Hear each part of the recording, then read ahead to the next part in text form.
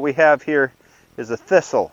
And, I think a lot of people always are looking for herbicides, and, if it's a real issue, I don't see a problem with that as long as you follow the directions and do it safely.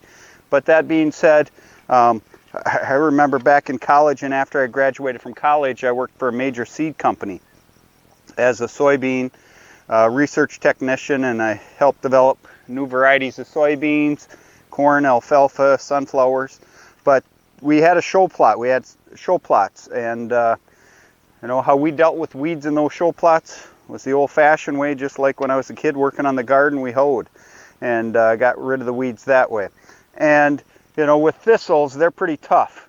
But that being said, if I can get at them before they, they're going to flower and they produce a lot of nectar, and so again, if it's for deer, not beneficial, but for other wildlife, the nectar can be beneficial as well as the seeds for many animals, but I don't want it to overtake my food plot.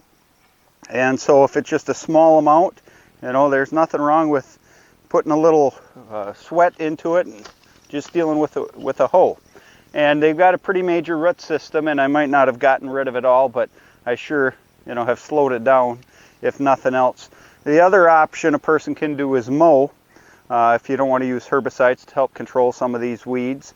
And, I could do that, but it's been really dry, and I don't want to wipe out all my winter rye quite yet.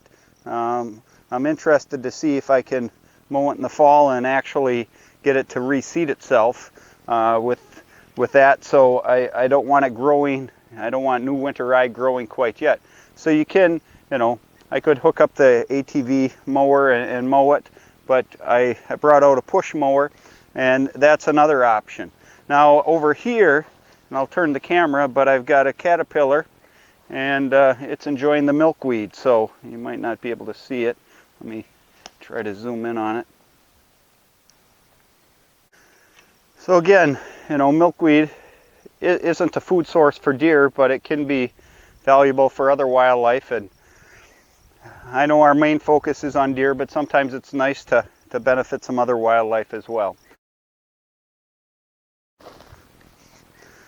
So another option, if you have quite a few weeds that you're trying to get rid of, is mowing. And again, like I said, a tractor mower, PTO driven mower, or one behind the four-wheeler can work. But I've got this old beater mower that sometimes I'll use. And again, I think weeding is the preferred technique if you're not using the herbicide. But if you had quite a bit of it and didn't want to spend that kind of time, you could just mow it.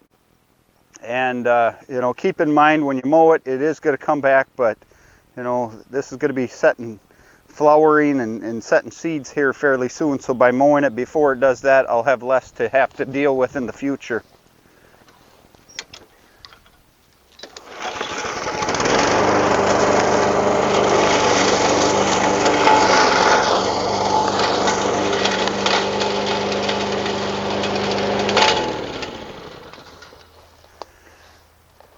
So the main point of today's video is you do have some options.